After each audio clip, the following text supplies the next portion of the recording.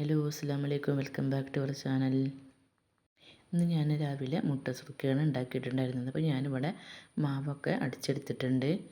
നന്നായിട്ടൊന്ന് മിക്സ് ചെയ്ത് കൊടുക്കുകയാണ്. ഇതിൻ്റെ റെസിപ്പീസ് ഞാൻ കാണിക്കണില്ല, ഞാൻ വീഡിയോ ഇട്ടിട്ടുണ്ട്. കാണാത്തവരുണ്ടെങ്കിൽ പോയി കണ്ടു നോക്ക്. ഞാൻ ലിങ്ക് ഡിസ്ക്രിപ്ഷൻ ബോക്സിൽ കൊടുക്കാം. അപ്പോൾ ഞാൻ ചൂടായിട്ടുള്ള വെളിച്ചെണ്ണയിലേക്ക് ഓരോ കയ്യിൽ എടുത്ത് വയ്ക്കുന്നുണ്ട്.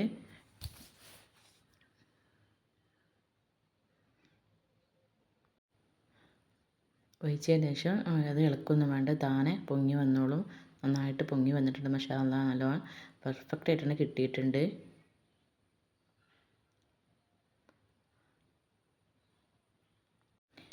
ഒന്ന് തിരിച്ചിട്ട് കൊടുക്കുക. വെളിച്ചെണ്ണ നന്നായിട്ട് ചൂടായതിനു ശേഷം ഒരു മീഡിയം ഫ്ലെയിമിൽ വെച്ച് കൊടുക്കുക. എന്നിട്ട് നമ്മൾ ഒരു തവി മാവ് അതിലേക്ക് ഒഴിച്ച് കൊടുക്കുക.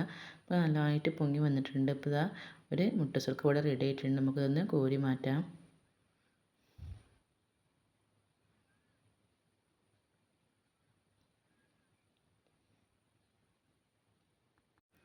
വീണ്ടും ഇതാ ഇതുപോലെ ഒഴിച്ചെടുത്തിട്ടുണ്ട്.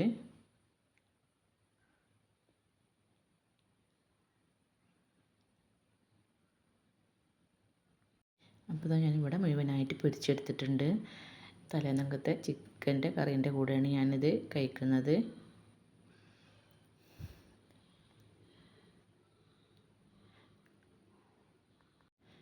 പിന്നെ ഉച്ചക്കത്തേക്ക് കൂന്തളാണ്.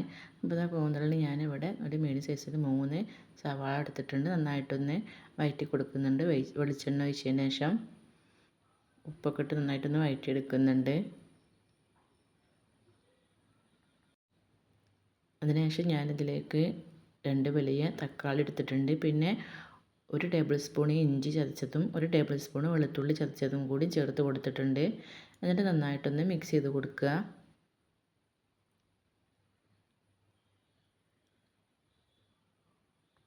തക്കാളി ഒന്ന് സോഫ്റ്റായിട്ട് വെന്ത് കിട്ടാൻ വേണ്ടിയിട്ടൊന്ന് മൂടി വെച്ച് കൊടുക്കുന്നുണ്ട്. അപ്പോൾ തക്കാളിയൊക്കെ നന്നായിട്ട് വെന്തിട്ടുണ്ട്. ഒന്നും കൂടെ ഒന്ന് മിക്സ് ചെയ്ത് കൊടുക്കുക.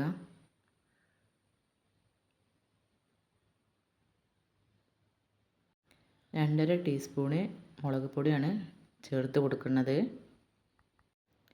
1/2 ടീസ്പൂണ് മഞ്ഞൾപ്പൊടിയും കൂടി ചേർത്ത് കൊടുക്കുന്നുണ്ട്. 1 ടീസ്പൂണ് മല്ലിപ്പൊടിയാണ് ചേർത്ത് കൊടുക്കുന്നത്. 1/2 ടീസ്പൂണ് വലിയ ജീരകം പൊടിച്ചതും 1/4 ടീസ്പൂണ് കുരുമുളക് പൊടിച്ചതും 1/2 ടീസ്പൂണ് ഗരം മസാലപ്പൊടിയും കൂടി ചേർത്ത് കൊടുത്തിട്ടുണ്ട്. ഇവിടെ നന്നായിട്ടൊന്ന് മിക്സ് ചെയ്ത് കൊടുക്കുക, ആ പൊടിൻ്റെ പച്ചമണം മാറുന്നത് വരെ.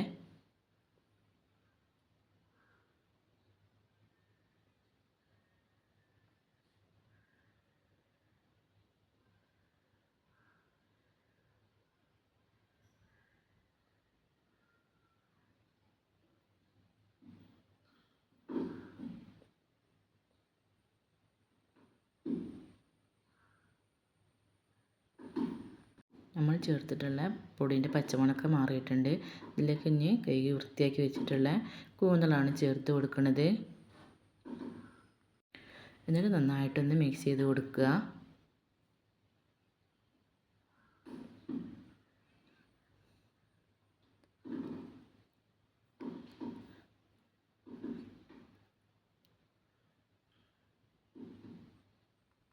നന്നായിട്ടൊന്ന് മിക്സ് ചെയ്തതിന് ശേഷം ഒന്ന് മൂടി വെച്ച് കൊടുക്കുക. കൂന്തളൊക്കെ ഒന്ന് വെന്ത് കിട്ടാൻ വേണ്ടിയിട്ട് വെള്ളം നമുക്ക് ഒഴിച്ച് കൊടുക്കേണ്ട ആവശ്യമില്ല.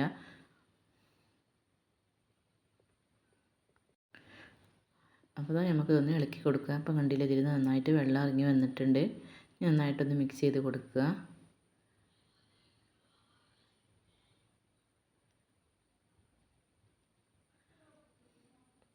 എന്നിട്ട് ഇതൊന്ന് മൂടി വെച്ച് കൊടുക്കുന്നുണ്ട്. ഇതിലുള്ള വെള്ളമൊക്കെ വെട്ടി ഡ്രൈ ആയി കിട്ടാൻ വേണ്ടിയിട്ട്. അപ്പോൾ നല്ല ടേസ്റ്റി ആയിട്ടുള്ള കൂന്തൽ റെസിപ്പി ഇവിടെ റെഡി ആയിട്ടുണ്ട്. അപ്പോൾ എല്ലാവരും ഒന്ന് ഉണ്ടാക്കി നോക്കുക.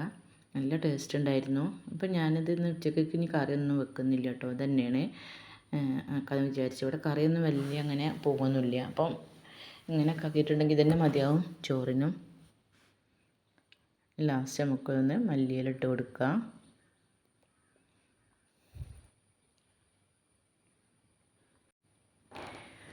അപ്പോൾ അത് ഉച്ചക്കത്തേക്ക് കറിയൊന്നും വേണ്ട വിചാരിച്ചതാട്ടോ. അപ്പോൾ ഇതിൽ കൂടെ എരുന്ത് കൊണ്ടുപോയിട്ടുണ്ടായിരുന്നു. അപ്പം ഇവിടെ മക്കൾക്കൊക്കെ ഒരുപാട് ഇഷ്ടമാണ്. അപ്പോൾ നന്നായിട്ട് കഴുകി ഞാൻ വൃത്തിയാക്കി എടുത്തിട്ടുണ്ട്.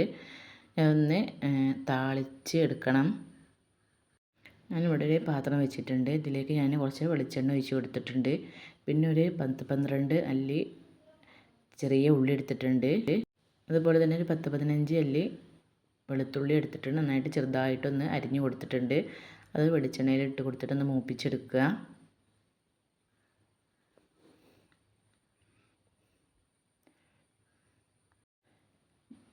ഉള്ളി ഒന്ന് മൂത്ത് വന്നതിന് ശേഷം ഇതിലേക്ക് ഒരു 3-4 പച്ചമുളക് ചേർത്ത് കൊടുത്തിട്ട് എരിവിന് ആവശ്യത്തിന്. പിന്നെ ഇതിലേക്ക് കഞ്ഞിവെള്ളമാണ് ഒഴിച്ച് കൊടുക്കുന്നത്. നിങ്ങളൊന്ന് കമൻറ്റ് ചെയ്യണം കേട്ടോ, എത്ര ആൾക്കാർ എരുന്ത് താളിച്ചത് കൂട്ടിയിട്ടുണ്ട് എന്നുള്ളത്. നല്ല ടേസ്റ്റാണ്. ഈ ഒരു വെള്ളം മാത്രം മതി നമുക്കൊരു പറ ചോറുന്നാൻ. എന്നിട്ട് ഉപ്പൊക്കെ ഇട്ടിട്ട് നന്നായിട്ടൊന്ന് മിക്സ് ചെയ്ത് കൊടുക്കുക. വറ്റൽമുളക് ഇടാൻ മറന്നിട്ടുണ്ടായിരുന്നു. അപ്പോൾ ഞാൻ ഈ ഒരു സമയത്താണ് വറ്റൽമുളക് ഇട്ട് കൊടുത്തിട്ടുള്ളത്. കഞ്ഞിവെള്ളം നന്നായിട്ട് തിളച്ച് വന്നതിന് ശേഷം ഇതിലേക്ക് ഞാൻ എരുന്ത് കഴുകി വൃത്തിയാക്കി വെച്ചിട്ടുള്ള എരുന്താണ് ഇട്ട് കൊടുക്കുന്നത്.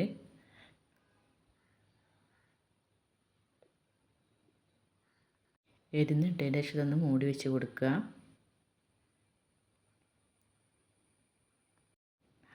അപ്പോൾ ഇതാ ഇതിൻ്റെ ഇത് നന്നായിട്ട് തിളച്ച് വെന്ത് വന്നിട്ടുണ്ട്. ഇതിൻ്റെ വായൊക്കെ നന്നായിട്ട് തുറന്ന് വന്നിട്ടുണ്ട്. നന്നായിട്ടൊന്ന് മിക്സ് ചെയ്ത് കൊടുക്കുക.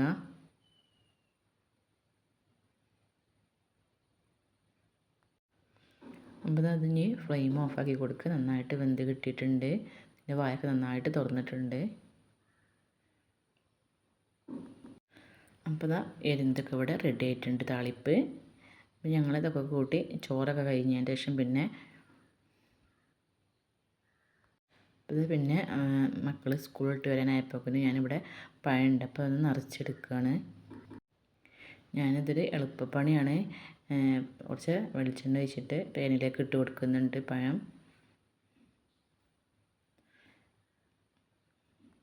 ഇത് തിരിച്ചു മറിച്ചിട്ടിട്ടൊന്ന് മൊരിയിച്ചെടുക്കുന്നുണ്ട്. അപ്പോൾ അതാ എല്ലാ ഭാഗവും വന്നിട്ട് ഫ്രൈ ചെയ്തെടുത്തിട്ടുണ്ട്. തിരിച്ചു മറിച്ചിട്ടിട്ട് ഇത് ചൂടാറിയതിന് ശേഷമാണ് ഞാനിതുപോലെ നമ്മൾ നിറക്കാൻ വേണ്ടിയിട്ട് ഇങ്ങനെ ഒന്ന് കീറി കൊടുക്കുക. അപ്പോൾ ഞാനിവിടെ ഇത് മുഴുവനായിട്ടും കീറി എടുത്തിട്ടുണ്ട്. കുറച്ച് തേങ്ങ എടുത്തിട്ടുണ്ട്. ഇതിലേക്ക് പഞ്ചസാരയും ഏലക്കാപ്പൊടിയും ഇട്ട് കൊടുക്കുന്നുണ്ട്. ഇത് നന്നായിട്ടൊന്ന് മിക്സ് ചെയ്ത് കൊടുക്കുക. ഇത് നെയ്യിൽ വാട്ടിയിട്ട് അണ്ടിപ്പരിപ്പും മുന്തിരിയൊക്കെ ഇട്ടിട്ട് അങ്ങനെ വാട്ടിയെടുക്കുകയും ചെയ്യാം. ഇതിപ്പം ഞാൻ എളുപ്പപ്പണിയാണ് ആക്കുന്നത്. നന്നായിട്ടൊന്ന് മിക്സ് ചെയ്ത് കൊടുത്തതിന് ശേഷം ഇതിൽ നിങ്ങൾക്ക് നിറച്ച് കൊടുക്കുകയാണ്.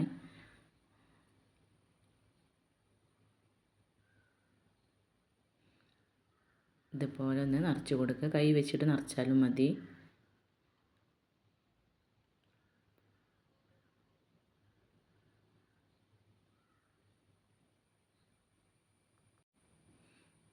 ഇത് പച്ചക്കാണെന്നുണ്ടെങ്കിൽ ഇങ്ങനെ ഇത് നിറച്ചിട്ട് പിന്നെ ഇതിൻ്റെ മുകളിൽ മൈദൻ്റെ പേസ്റ്റ് ഈ ഒരു നിറച്ചൊരു ഭാഗത്ത് ഒട്ടിച്ച് കൊടുത്തതിന് ശേഷം വെളിച്ചെണ്ണയിലൊന്ന് ഫ്രൈ ചെയ്തെടുത്താലും മതി. എന്നാലും നല്ല ടേസ്റ്റാണ്.